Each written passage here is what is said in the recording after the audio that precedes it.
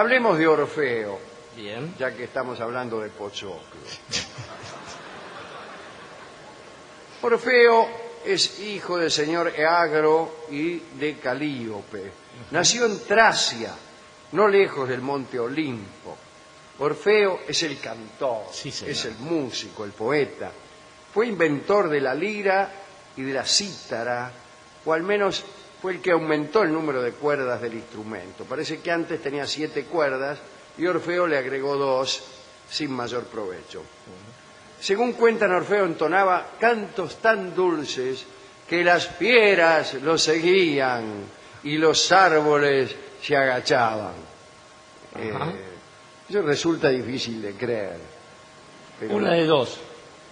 no, los árboles se inclinaban hacia él y además suavizaba el carácter de los hombres más violentos. Eso está bien. Bastaba que Orfeo cantara un cielito para que los hombres violentos se tornaran mansos. Orfeo participó en la expedición de los argonautas, Con Jasón. pero no remaba. A veces señalaba con su canto el ritmo de los remeros. Ajá. Los Claro. remeros. Se dice que también lo hacían cantar en las tempestades con la esperanza de que los vientos se sosegaran. Y también usaban su canto cuando había peleas o conflictos entre los tripulantes, después de todo era una nave, el Argo, y eran marineros, Claro. así que se peleaban a cada momento. Bueno, en ese caso estaban a los botellazos y aparecía Orfeo, se ver. ponía entre los dos. La ra ra ra, la la lero. La ra ra ra, la ra ra la lero. A veces interrumpía el canto y participaba de La pelea.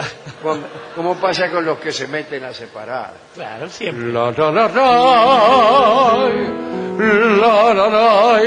la lero. ¿Qué me mirá? La la. A vos te digo. Bueno.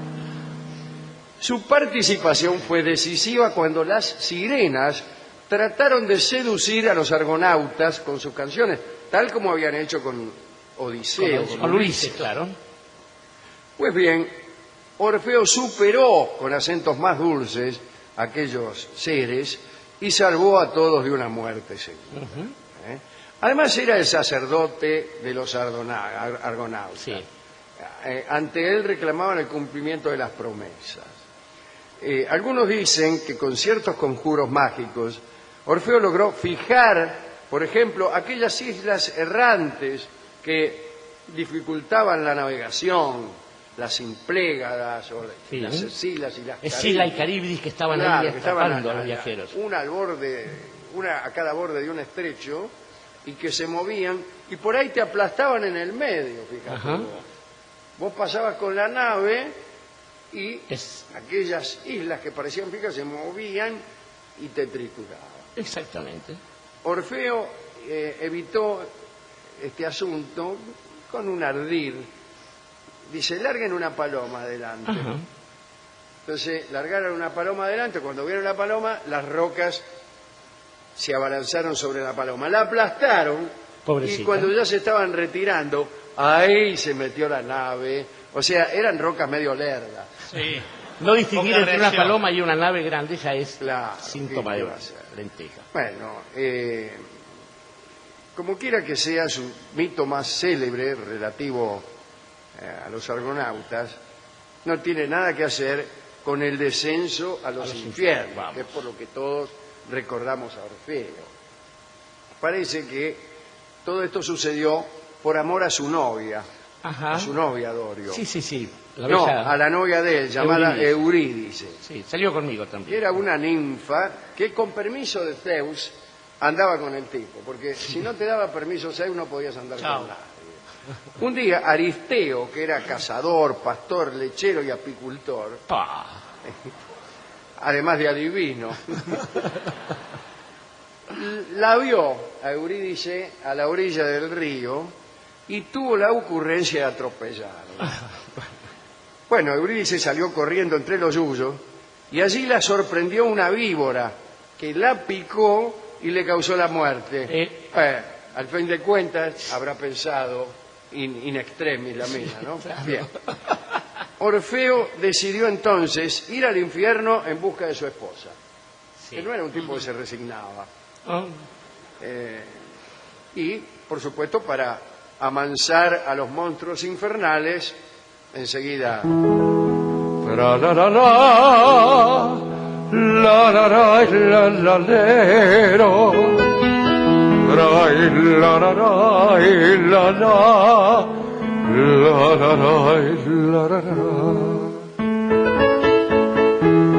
Bueno, muy bien, al escucharlo, la rueda de Ixión dejó de girar.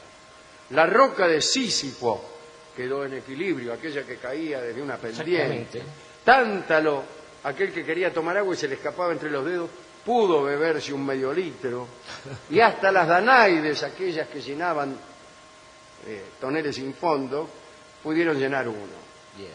Finalmente, después de hacerle cantar algunos estilos, valsecitos y el tango mano a mano, Hades y Perséfone accedieron a devolverle a Eurídice. Le digo, bueno, está bien, te la vamos a devolver. Después de un recital, vamos. Eso sí, impusieron una condición: que Orfeo volviera al mundo de los vivos, seguido de su novia, pero sin darse vuelta, él. Claro. Sin darse vuelta a mirarla hasta no haber salido del infierno. Parecía bastante fácil de cumplir, ¿no es cierto? Pero ya sabemos que en la condición está la trampa de los dioses. Y cuando ya estaban por llegar a la luz del sol, Orfeo dudó. Dice, che, no me habrán engañado. Y se dio vuelta. Se dio vuelta a ver si venía. Y en ese mismo momento ella se desvaneció y murió por segunda vez. Mala suerte. Orfeo trató de recuperarla, fue de nuevo a ver a Caronte, pero ahora fue inflexible. Le dijo, señor mío, este es el infierno y no la comisaría de Burlingame. Claro. Una vez está bien, pero... Está. La muerte de Orfeo, la de Orfeo, no la de Eurídice, ¿no? Ha dado origen también a un gran número de tradiciones. Según algunos, lo mataron las mujeres tracias, lo mataron. Hay quien dice que por envidia de la fidelidad que mantenía a la memoria de Eurídice. Todas se lo querían transar y el tipo no agarraba viaje con ninguno. No. Dice, ay, la memoria de Eurídice, la memoria La finalita, Entonces las minas se enojaron y se la dieron. También se ha dicho que Orfeo, para evitar a las mujeres, se rodeaba de muchachos, y hasta llegan a afirmar que fue el inventor de la pederastia. ¿Adivina qué es esto? Lo acabo de inventar. Mirá lo que inventé. Con sello Iram. Y su compañero, ya que tanto para inventar la pederastia como para inventar el teléfono, Sí. se falta un necesita cómplice. un complemento. Cuando Graham Bell inventó el primer teléfono, no servía de gran cosa. No. El asunto vino cuando inventó el segundo. Y lo mismo pasó cuando Orfeo inventó la pederastia. Dice, Sí. Hasta ahí es como... esa no es la pederastia. Eso se llama adolescencia, le dijeron. Ese es el trigo. Bien. Otros sostienen que Orfeo, al volver del infierno, insultó, mejor dicho, instituyó. Ajá. Sí. Esas instituciones son un insulto. ¿Cómo salimos de esto? Así. Instituyó Sí. unos misterios basados en experiencias recogidas en el mismo infierno, en el Tártaro. Pero que para estos misterios había prohibido el ingreso a las mujeres. Los hombres se reunían con él en una casa cerrada, dejaban sus armas afuera. Ajá. Y a las mujeres también lo dejaban afuera. Sí, Y claro. con todo esto que le acabo de contar, las mujeres de Tracia ya la tenían montado entre ceja y ceja. Una noche, las mujeres se apoderaron de esas armas y cuando los hombres salieron, asesinaron a Orfeo y a algunos de sus compañeros para disimular. Enseguida despedazaron el cadáver de Orfeo ¿Qué cosa? y arrojaron los cachos al río. El río los arrastró hasta la mar, que es el morir. La cabeza y la lira del poeta llegaron a Lesbos. Los habitantes de Lesbos le tributaron honores fúnebres. No se Mirá, emocione. dice, me parece que esta es la cabeza y la lira de Orfeo. Sí. Vamos a tributarle honores fúnebres. Claro. Y le erigieron una tumba. Ujú. Se pretendía que de esta tumba salía a veces el sonido de una lira. También hay quien dice que la tumba de Orfeo está en Asia Menor, en la desembocadura del río Meles. Allí se cuenta que hubo una epidemia después que murió Orfeo en Tracia y que un oráculo declaró que para librar al país de la peste era preciso recuperar la cabeza de Orfeo y tributarle honores fúnebres. Tras larga búsqueda, unos pescadores la encontraron allí donde yo les dije, pero no me hacen No le hacen caso, ¿vio? claro. En la desembocadura del Meles, sangrante aún la cabeza, y lo que es más extraño, cantando como cuando estaba viva. Ra la la la, la la la la la lero. Un poco más mortecino, eso sí. Un poco más bajo, ¿eh? Ra la la la la la la la.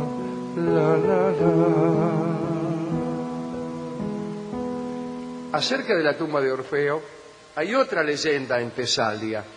Allí dicen que la tumba está en la ciudad de Leibetra.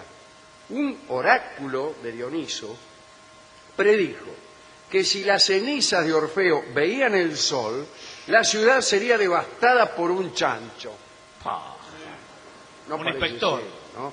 Sí. Los habitantes se burlaron del vaticinio, ya que pensaron que era imposible que un chancho destruyera una Sí, ciudad. claro.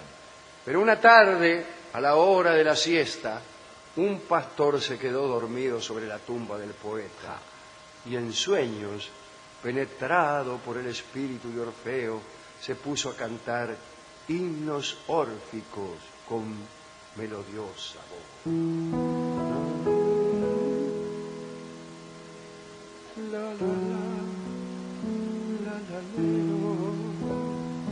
Al oír esa música, todos los habitantes de la región acudieron en masa a la sepultura. Y fue tal el tumulto que las columnas que sostenían el sarcófago se quebraron y dejaron a la vista las cenizas del héroe. A la noche siguiente vino una tormenta y crecieron las aguas del río Cis, que en griego quiere decir chancho. Y la inundación destruyó todo. Ahí está.